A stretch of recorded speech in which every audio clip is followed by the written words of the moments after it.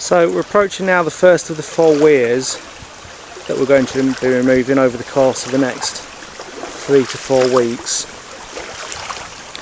And you can see it's not a particularly large structure. It's got a massive big hole in it.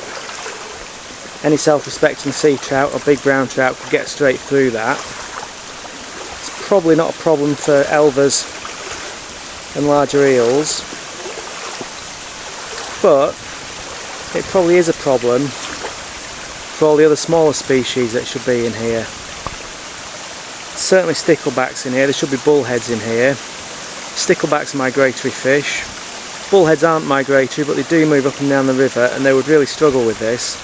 So you get fragmented populations, and this could be an absolute showstopper to bullheads recolonising this top half of the river. Same for brook lampreys and things like that.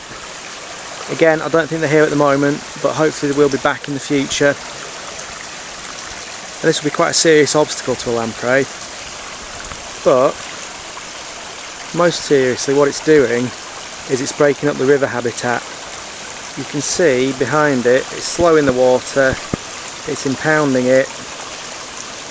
And again, you've got a monoculture of silt up there stretching back for probably 20 metres, silt and sand, absolutely nothing else on the riverbed. Very uniform channel shape, very much like the bottom of a canal. And there's far less life in there than there is in the more diverse section where the wood's gone in lower down. It's not all bad, the weir. Immediately in front of me there's quite a big plunge pool that it's scoured out during high flows. It's one of the few bits of habitat diversity in this immediate section.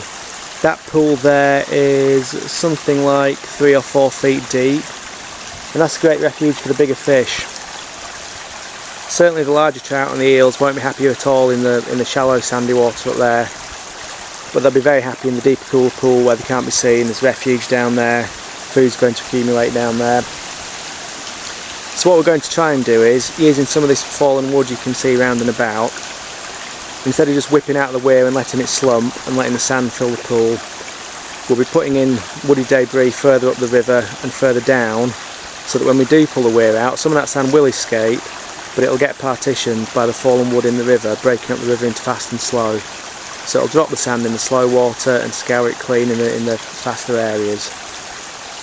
So what we're hoping to do is lose that uniform habitat behind, that big wide long area of sand deposition, and make it much more patchy. Nature is diverse, it's complex, and what we're trying to do is put some of the complexity back into the river. That's a very simple bit of habitat up there, and what we want to do is bring back some of the diversity.